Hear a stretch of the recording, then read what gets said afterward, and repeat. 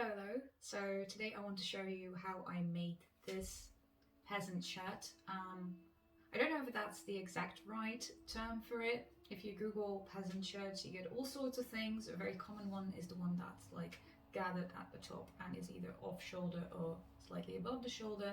But this one that I want to show you has a collar or something that passes for a collar. Shirts like these are very easy to make and they are super versatile. You can use them for everyday wear like I'm doing right now. You can use them for like peasant costumes, pirates, D&D characters, cosplay, general Ren Fair attire. And what's also very cool about them is that the pattern doesn't change between like male or female body types. This is a unisex pattern and you can make it work for your body just fine. So this shirt is not historically accurate.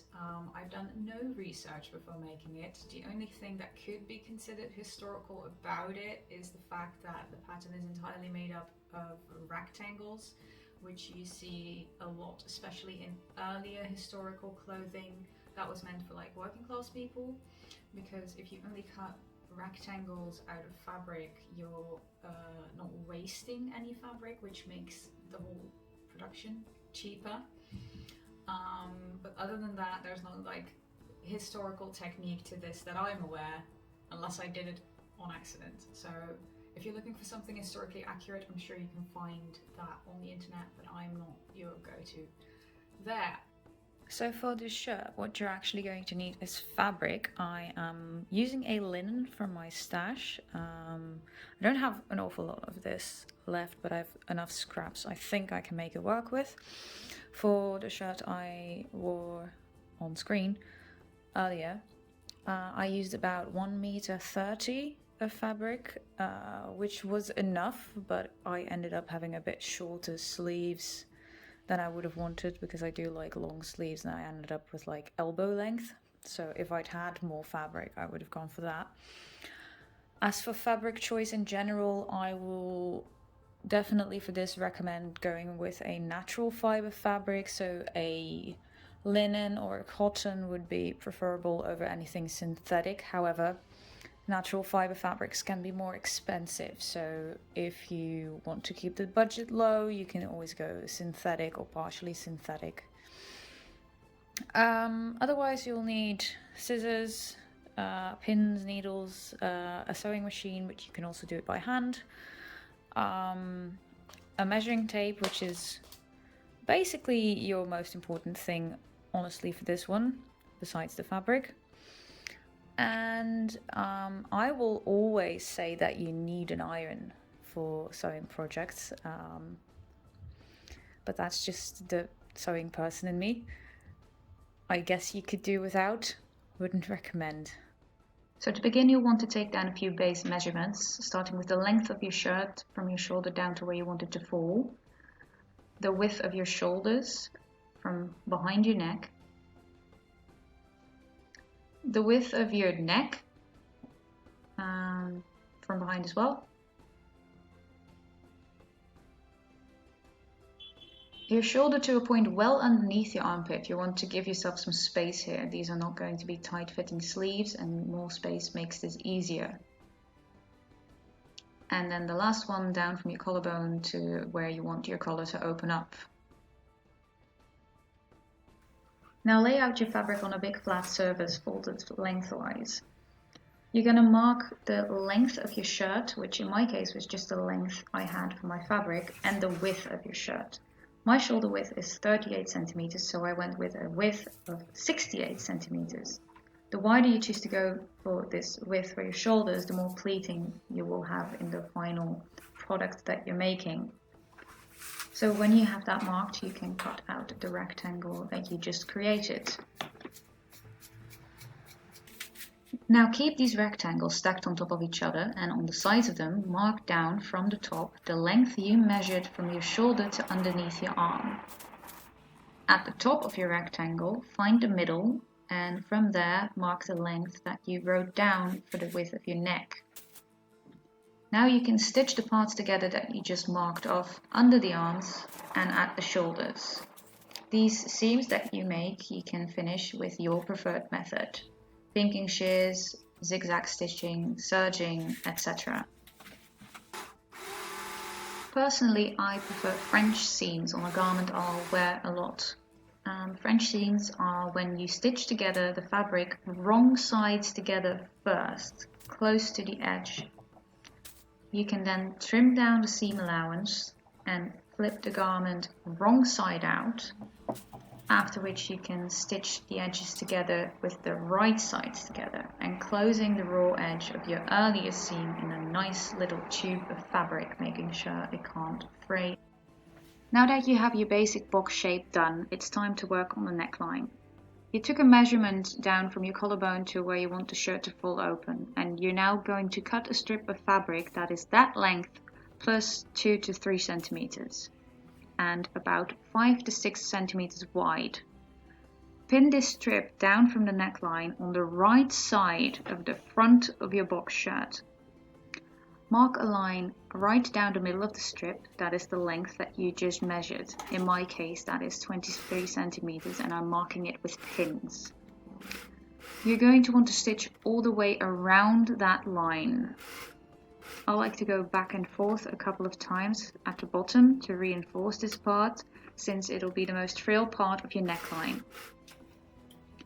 Now very carefully cut through the 2 layers of fabric all the way down to the line that you marked, ending it in a little bit of a rectangle at the bottom. Now you can flip the fabric strip to the inside of your shirt. And this is where your iron will come in most handy, otherwise it's very easy to get a very bulky hem here.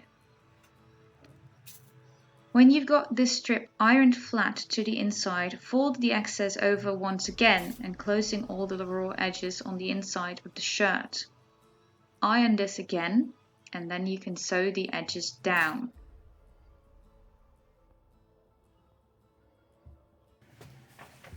As for the collar, you can choose to have none and just fold over the neckline twice to the inside and stitch it down.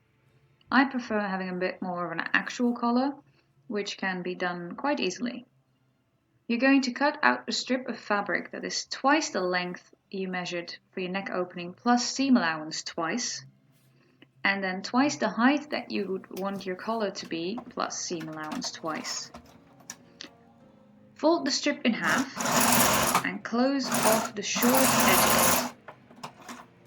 You can then flip the strip right side out and stitch the opening to the inside of the collar first. When you then flip it upwards, make sure that you either iron everything upwards, so the collar and the seam allowance, or just pin it very carefully, because then you're gonna pin the other side of the collar to the outside of the shirt, folding the seam allowance into the collar, so you're going to stack everything together on the inside, and you're going to pin it basically to the stitch line you made on the inside, and then you can carefully stitch it down on the edge there. Now for the sleeves. Sleeves are a bitch, and they're definitely the hardest part of this shirt. I cheated and used a sleeve pattern I already had, but I am going to show you how you can make a sleeve relatively easily. This method of patterning a sleeve only works if it's not a fitted sleeve. The length of your sleeve is going to be measured from your shoulder down to whatever length you want your sleeve to be. On the fold of your fabric, measure this entire length. Now from the top down, measure the length you put down earlier from your shoulder to underneath your arm. From that point, measure out the width of your sleeve at a 90-degree angle. The width should at least be half the circumference of your upper arm, but for a sleeve like this, I'd give yourself a lot more room to allow for more movement and more poof. Connect the point you marked to the top middle in an arch. Cut out the bottom of the sleeve at a 90-degree angle up to where it lines up to the point under the arm. The easiest way to finish off the bottom of your sleeve is to turn it over twice, stitch it down almost the entire way and run an elastic through this casing that you made, tying it off so it can fit around your arm and closing it up entirely. This can be done after stitching the underside of the sleeve. For a bit of a fancier finish, you can add a cuff to your sleeve. And for that, you're going to cut out a strip of fabric that is wide enough that it will fit around the widest part of your hand, the long sleeves, or the circumference of where you want your sleeve to fall on your arm, plus seam allowance on both sides. Gather the bottom of the sleeve to the width of the cuff. To do this, stitch one line of loose stitching on the bottom of your sleeve. I find it easiest done by hand, but you can do it by machine. You can then gather the fabric by pulling one side of the stitching once it's fully through. As we just did with the collar, stitch the cuff to the inside of the sleeve first, and then flip it to the outside and enclose the seam allowance inside the cuff and stitch it down over the same line again.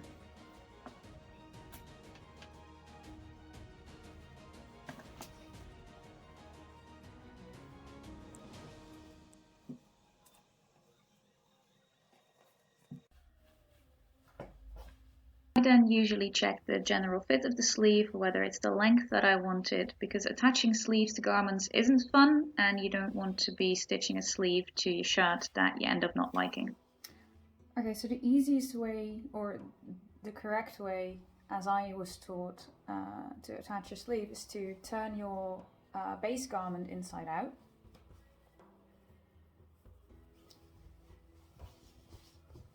There you go, and you're going to keep your sleeve the right side out, as it was, and you're going to put it inside your shirt, up to where your armhole is.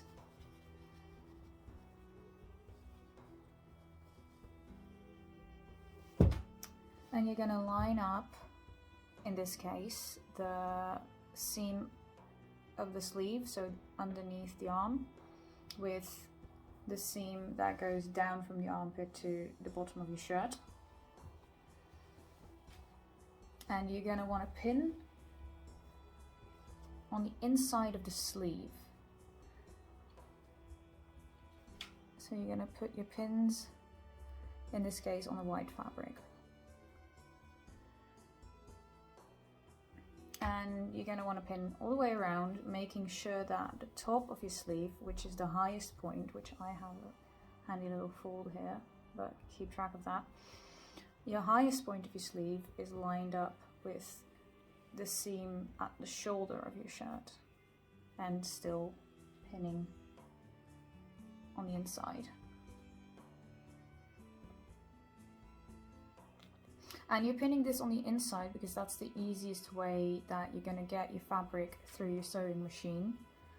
If you're doing it by hand, I guess it doesn't matter that much, but this way you're gonna have the easiest time dealing with the fact that you're sewing something curved together under your sewing machine. So that's why pinning on the inside. You can choose to gather the sleeve fabric before you pin it. Gather it down to the size of the arm side. I do like to gather sleeves by hand because it gives a bit more control, and that just means I'll kind of move the fabric around a bit and create little pleats like this by hand. And when it comes to gathering sleeves, it is good to keep in mind that you want it to be gathered the most at the top of the sleeve and not at the bottom of the sleeve, because at the top of the sleeve you get the nice little poof. At the bottom of the sleeve you'll just end up with a like weird bulk under your armpit, and that's not what you want. And once you've got that all pinned in place, you can attach it, which is easier said than done sometimes. So once the sleeves are done, you are nearly done. you can leave the shoulders like this, so they're like hanging off of your shoulders, and you will have a lot of mobility. It's very loose fitting like this, and I think that can look really good, especially for people who may be a bit more broad shouldered than I am, or for more masculine characters. I personally prefer gathering the shoulders at the top, which is what I'm going to be doing for this one as well, and I'm going to be showing you how I do that now. And that will basically get your sleeve up to your shoulder as opposed to hanging off on the side. To do this, measure one of your shoulders and cut 2 pieces of fabric that look like this kind of house shape, I want to say, that are the length of the shoulder and about 6 centimeters wide, plus seam allowance on all sides. Then pin and iron down the seam allowance underneath. You're now going to gather the shoulder seam down to the size of your shoulder. When that is done, you can pin the little shoulder bits over the center of your shoulder seam, distributing the gathered fabric evenly underneath before sewing it down, stitching very close to the edge. And there we go. It's definitely not the neatest thing I've ever sewn, but it does the job. And with stuff like this, I don't mind an awful lot if things aren't super neat, and you're definitely not going to see it from far away anyway, so as long as it's functional, I guess.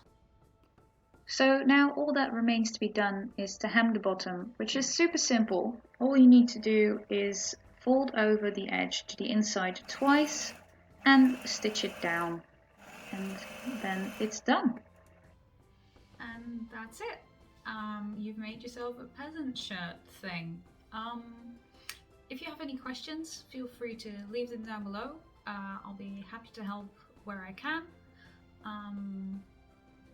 If you've enjoyed this and you would like to see maybe more content like this, let me know, because I've really enjoyed making this, and it would be cool to know if I actually helped anyone with this too. So if you end up making one of these, tag me in it, that would be fun, and I will hopefully see you for a next video, maybe? We'll see. Goodbye.